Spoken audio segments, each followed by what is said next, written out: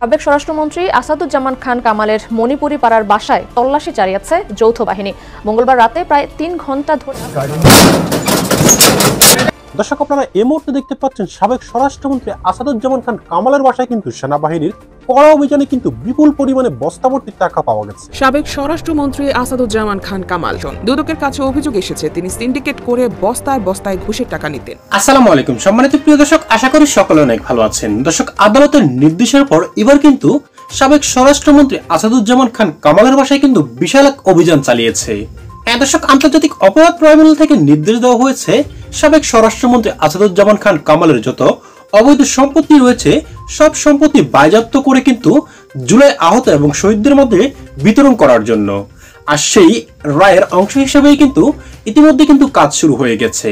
অর্থাৎ আসাদুজ্জামান খান কামালের যত অবৈধ সম্পত্তি এবং টাকা পয়সা রয়েছে ব্যাংকে সকল কিছুই কিন্তু সরকার জব্দ করছে করে কিন্তু জুলাই শহীদদের এবং আহতদের মধ্যে বিতরণ করে দিবে। আর সেজন্যই কিন্তু সেনাবাহিনী কিন্তু অভিযান চালিয়ে কিন্তু বিপুল পরিমাণে অর্থ এবং সম্পত্তির কিন্তু খোঁজ পেয়েছে।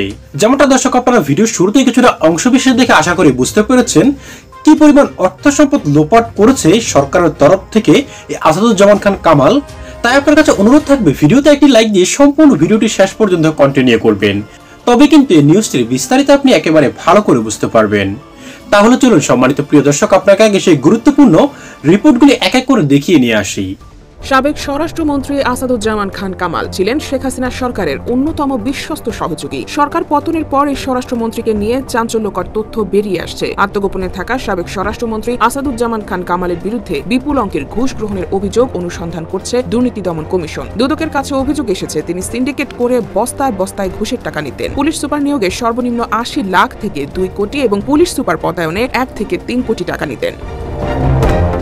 নিয়োগ বাণিজ্য করতেন বেপরোয়াভাবে। বৃহস্পতিবার কমিশন এসব অভিযোগ অনুসন্ধানের সিদ্ধান্ত নিয়েছে। কামালের ঘনিষ্ঠ সহযোগীদের বিষয়েও তদন্ত করা হবে বলে জানা গেছে। এজন্য দুদকের প্রধান কার্যালয়ের উপপরিচালক জাহাঙ্গীর আলমের নেতৃত্বে ৫ সদস্যের অনুসন্ধান টিম গঠন করা হয়েছে। দুদক সূত্র জানায় সাবেক ওই স্বরাষ্ট্রমন্ত্রী দায়িত্ব পাওয়ার পর থেকেই ঘুষ হিসেবে বস্তা বস্তা টাকা নিতেন। পুলিশ, মাদকদ্রব্য নিয়ন্ত্রণ অধিদপ্তর ও ফায়ার সার্ভিস থেকে ওই টাকা আদায় করা হতো। এজন্য তৎকালীন অতিরিক্ত সচিব ডক্টর হারুনুর রশিদ বিশ্বাসের নেতৃত্বে সিন্ডিকেট গড়ে তোলেন। হাজার হাজার কোটি টাকা হাতিয়ে নিয়েছে কামাল হারুন সিন্ডিকেট। এক পর্যায়ে হারুন অবসরে গেলেও মন্ত্রণালয়ের সব ঘুষ দুর্নীতি নিয়ন্ত্রণ করতেন তিনি। ঝুঁকি এড়াতে টাকাগুলো দেশের বাইরে পাচার করা হয়েছে বলে জানা যায়। এই চক্রের আশীর্বাদ ছাড়া পুলিশের কারো কোনো জেলায় বা গুরুত্বপূর্ণ পদে পদায়ন সম্ভব ছিল না। জেলা পুলিশ সুপার হিসেবে পদায়নের ক্ষেত্রে ১ থেকে ৩ কোটি টাকা নিত এই সিন্ডিকেট। ২০২২ সালের ৩০ জুন গাজীপুর মেট্রোপলিটন পুলিশের কমিশনার হিসেবে নিয়োগ পান ডিআইজি মোল্লা নজরুল ইসলাম। ৫ কোটি টাকার বিনিময়ে তাকে পদায়ন করা হয় বলে অভিযোগ পেয়েছে দুদক। এসব টাকা বস্তায় ভরে পৌঁছে দেওয়া হয় কামালের বাসায়। এ ব্যাপারে তার বক্তব্য জানা সম্ভব হয়নি। জানা গেছে বেসরকারি সংস্থার নো অবজেকশন সার্টিফিকেট বা এনওসি দিতে প্রতি সংস্থা থেকে ৮০ থেকে ১ কোটি টাকা দিতে হতো কামালকে। দুদক সূত্র আরো জানায় ফায়ার সার্ভিস এবং সিভিল ডিফেন্সের কোনো সার্কুলার হলে সাবেক এই মন্ত্রী দপ্তর থেকে একটি তালিকা পাঠানো হতো। সে মোতাবেক তাদের নিয়োগ দিতে ফায়ার সার্ভিসকে বাধ্য করা হতো। এসব তথ্য তুলে ধরে একটি প্রতিবেদন করেছে দৈনিক সমকাল। ঢাকা ১২ আসনে প্রার্থী হয়ে দেওয়া হলফনামায় আসাদুজ্জামান খান কামালের ঘোষিত সম্পদের পরিমাণ প্রায় ১০ কোটি ২৫ লক্ষ টাকা।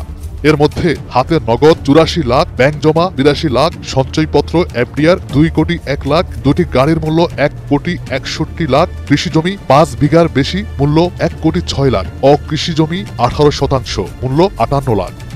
তবে দুদকের অনুসন্ধানে তিনি জ্ঞাত আয়ের বাহিরে ১৬ কোটি ৪২ লাখ টাকার সম্পদ অবৈধভাবে অর্জন করেছেন বলে অভিযোগ আনা হয়েছে। রায়ে আরো বলা হয় শেখ হাসিনা ও আসাদুজ্জামান কামালের সব সম্পদ বাজেয়াপ্ত করে জুলাই গণঅভ্যুত্থানের শহীদ পরিবারগুলোকে উল্লেখযোগ্য ক্ষতিপূরণ দিতে হবে। এ বিষয়ে প্রয়োজনীয় পদক্ষেপ নিতে জেলা ম্যাজিস্ট্রেটকে নির্দেশ দেওয়া হয়েছে। জুলাই হত্যাকাণ্ডের মামলায় ক্ষমতাচ্যুত প্রধানমন্ত্রী শেখ হাসিনা ও সাবেক স্বরাষ্ট্রমন্ত্রী আসাদুজ্জামান খান কামালের মৃত্যুদণ্ডের আদেশ দিয়েছেন আন্তর্জাতিক অপরাধ ট্রাইব্যুনাল। একই সঙ্গে তাদের সম্পদ বাজেয়াপ্তের আদেশও দেওয়া হয়েছে।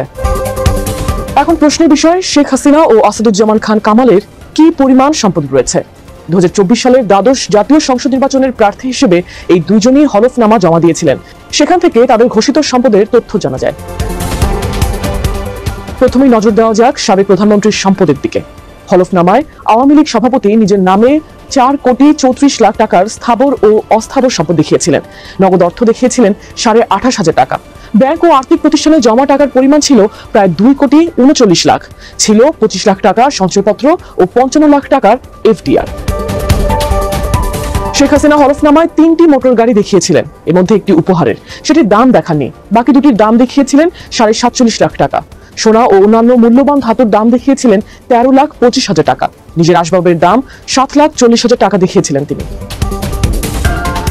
সাবেক প্রধানমন্ত্রী তার নিজের নামে থাকা কৃষি জমির পরিমাণ দেখিয়েছিলেন 15.3 বিঘা, যার ক্রয়কৃত অংশের মূল্য 6,78,000 টাকা, যা টুঙ্গিপাড়া, গোপালগঞ্জ সদর, গাজীপুর ও রংপুরে অবস্থিত। এছাড়া গাজীপুর শহর থেকে 13 কিলোমিটার দূরে মৌচাকের তেলির চালা এলাকায় বাংলাদেশ স্কাউট প্রশিক্ষণ কেন্দ্রের পূর্ব পাশে ঢাকা টাঙ্গাইল মহাসড়ক ঘেঁষে রয়েছে শেখ হাসিনা ও তার পরিবারের একটি বাগান বাড়ি। হলফনামা অনুযায়ী ঢাকার পূর্বাচলে একটি প্লট রয়েছে শেখ হাসিনার নামে, যার দাম 34,76,000 টাকা। শেখ হাসিনা 3 তলা ভবন সহ 6.10 শতক জমি নিজের নামে দেখিয়েছেন। আসাদুজ্জামান খান কামাল তার হলফনামায় হাতে নগদ দেখিয়েছিলেন 84 লাখ টাকার কিছু বেশি। ব্যাংক ও আর্থিক প্রতিষ্ঠানে জমা দেখান 82 লাখ টাকার মতো। বন্ড ও শেয়ার ছিল প্রায় 24 লাখ টাকা। ডাকঘর সঞ্চয়পত্র অথবা স্থায়ী আমানত দেখিয়েছিলেন 2,01,00,000 টাকা। সংগ্রহে থাকা দুটি মোটর গাড়ির দাম 1,61,00,000 লাখ টাকা দেখিয়েছিলেন সাবেক স্বরাষ্ট্রমন্ত্রী। তার ইলেকট্রনিক সরঞ্জাম ও আসবাব ছিল 2 লাখ টাকার। তবে ঋণ বাবদ ব্যবসায় মূলধন দেখিয়েছিলেন 2,20,00,000 টাকার। সোনা দেখান 10 ভরি, তবে দাম উল্লেখ ছিল না। হলফনামা অনুযায়ী আসাদুজ্জামান খানের কৃষি জমির পরিমাণ 5 বিঘারও বেশি, যার অর্জনকালীন মূল্য 1,06,00,000 টাকা। অকৃষি জমি 18.5%, যার অর্জনকালীন মূল্য 58.5 লাখ টাকা। তিনি বাড়ি ও অ্যাপার্টমেন্টের ঘরে দুটি সম্পদের মূল্য দেখিয়েছেন। একটি গ্রামের বাড়ি বলে উল্লেখ করেছেন, যার অর্জনকালীন মূল্য 80 লাখ টাকা। অন্যদিকে আরেকটি মূল্য দেখানো হয়েছে প্রায় 13 লাখ টাকা। সব মিলিয়ে আসাদুজ্জামান খানের সম্পদের অর্থমূল্য 10,25,00,000 টাকার মতো। হ্যাঁ দর্শক, হাসিনার পলায়নের পর বেশ কয়েকদিন যাবতে কিন্তু এই সাবেক স্বরাষ্ট্রমন্ত্রী আসাদুজ্জামান খানের কোনো খোঁজ মিলছিল না, কারণ সে বাংলাদেশে কয়েক মাস থেকে তারপর চুরি করে কিন্তু ভারতে ঢুকে গেছে। এমনটাই কিন্তু ধারণা করা যাচ্ছে তার অঙ্গিভঙ্গি এবং কথাবার্তার স্টাইল দেখে। কারণ সাম্প্রতিক সময়ে কিন্তু হাসিনার সঙ্গে সঙ্গে তাকেও কিন্তু আদালত থেকে সর্বোচ্চ শাস্তি ফাঁসির রায় দিয়েছে কিন্তু আন্তর্জাতিক অপরাধ ট্রাইব্যুনাল। এমনকি তার যত অর্থ সম্পদ আছে সবকিছু কিন্তু বাজেয়াপ্ত করারও কিন্তু নির্দেশ দিয়েছে আদালত। কারণ এরা মন্ত্রীর চেহারে বসেছিল শুধুমাত্র টাকা ইনকামের জন্যই, মানুষের সেবা করার জন্য নয়।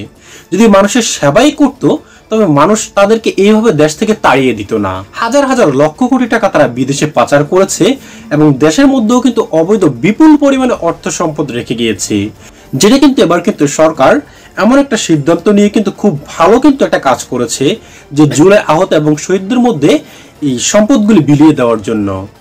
দর্শক শ্রোতা, এই সম্পদগুলো জুলাই শহীদদের বিতরণের যে সিদ্ধান্তটি নিয়েছে সরকার আদালত থেকে দেওয়া হয়েছে, সেটা দর্শক আপনার কাছে কেমন লেগেছে অবশ্যই আমাদের কমেন্ট বক্সে লিখে যাবেন।